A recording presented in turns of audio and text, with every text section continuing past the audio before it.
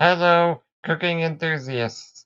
In this week's video, we are tackling an original gelato flavor for me, and it starts by making cultured cream in order to make cultured butter.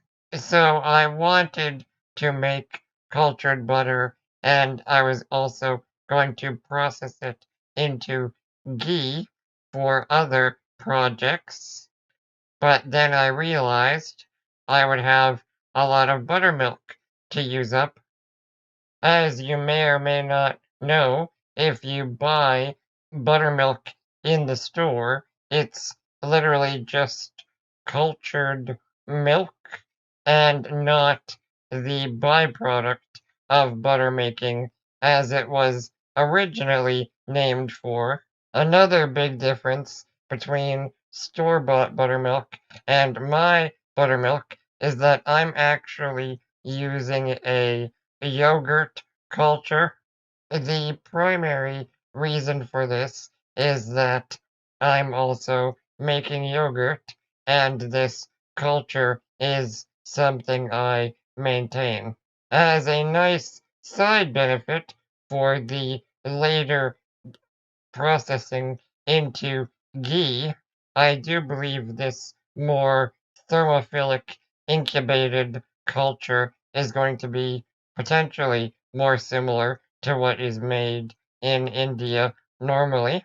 But you could very easily do this with store-bought buttermilk as your starter, a commercial buttermilk starter culture, which is a handful of mesophilic lactic acid strains, or you could also use kefir, which is a very complex dairy culture and would also be the closest thing to working with raw milk.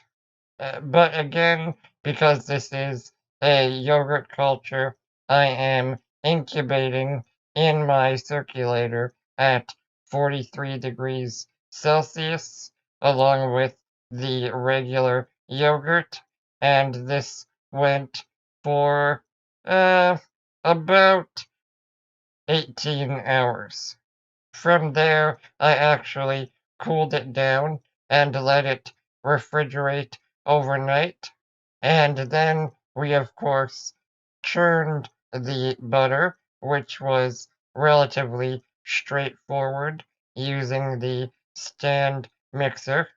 Again, there will be other projects using the butter, the ghee, and more of the buttermilk. So now we finally get to the actual gelato.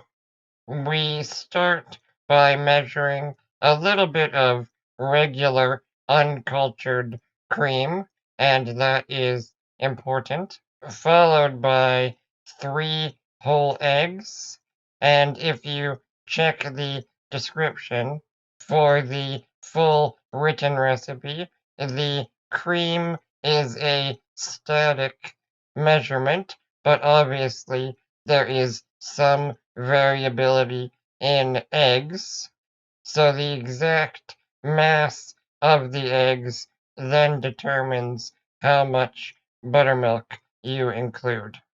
Now I realize not many people are actually going to make cultured butter to get this buttermilk, so this recipe would totally be compatible with a store-bought buttermilk, or really any cultured dairy product that wasn't flavored or sweetened and was at most 3.25% fat.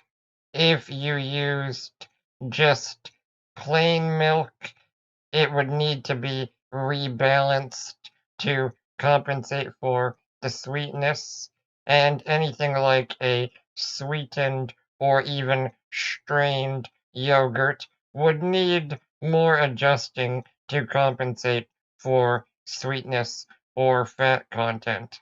From there, we are double boiling the cream and eggs, which is pretty standard procedure for most of my gelato recipes, and really a lot of custard-based frozen desserts you might see. And you add in the dry ingredients, which we measured off camera.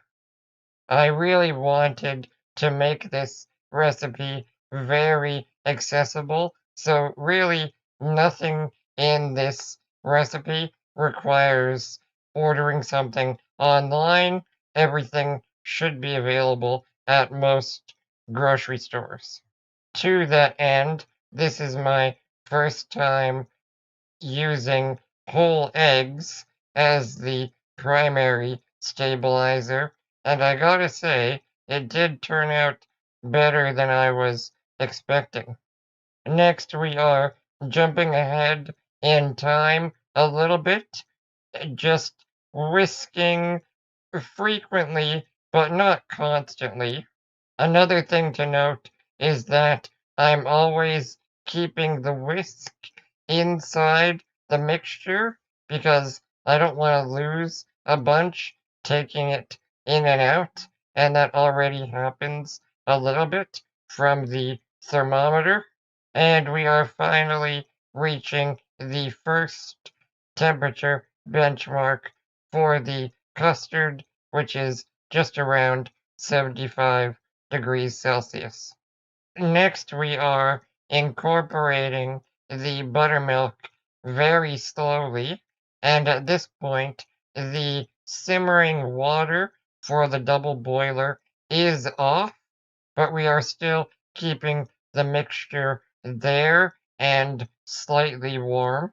We are doing all of this to avoid curdling.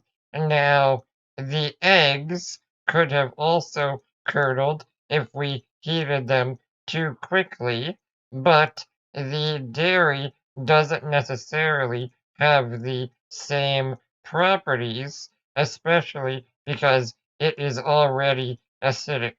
Sugar and other factors are helping to stabilize this mixture, so it may have been safe to just cook everything together from the beginning, but this is just a little bit safer.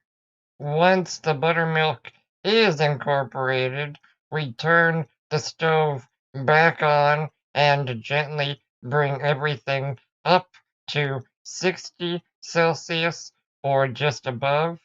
This pasteurizes the entire mixture because we just want the buttermilk for flavor and not active cultures.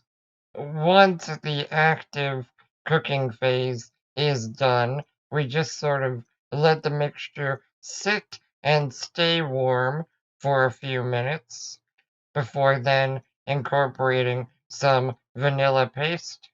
After that, the mixture is going into an ice bath to begin rapidly chilling. And the final ingredient we're adding is alcohol. I happened to have some brown butter fat washed bourbon, which was very thematically appropriate for a buttermilk custard, but you could use pretty much any type of whiskey, brandy, really any spirit you think would work well. The alcohol is just important for achieving the proper texture of being able to scoop directly from the freezer. I normally achieve this property with dextrose, but again, I wanted to avoid any real specialty ingredients. And then it's just packaged for the refrigerator with the plastic wrap right up against the surface. And the next day, pretty much the same thing always happens. with my frozen desserts. We blend the mixture thoroughly to really smooth things out, especially with a custard like this. We are then placing the entire mixture in the freezer to pre-chill before processing with the ice cream machine. This is important because the blending warms it up a decent amount, and we actually want to get it pretty close to 0 degrees Celsius. At these temperatures, we are just giving our very modest home machine a little assistance and allowing it to churn a little faster. Now, compared to the other recipes I'm used to that involve more stabilizers, this one definitely looked a little less viscous than I'm used to. We potentially could have churned it a little longer. But the important thing is that the next day, once it had fully frozen and I tried some, the texture was pretty much perfect. Very scoopable, like I like, and absolutely no ice crystals at all. I was also really happy with the balance of flavor, of course, because of the culture I used. Mine basically tasted like really delicious vanilla yogurt. But I hope you enjoyed this recipe. Please let me know if you have any questions in the comments. And for more gelato recipes, you can check the video description for my cookbook, Gelato Obsession. Otherwise, thank you for watching.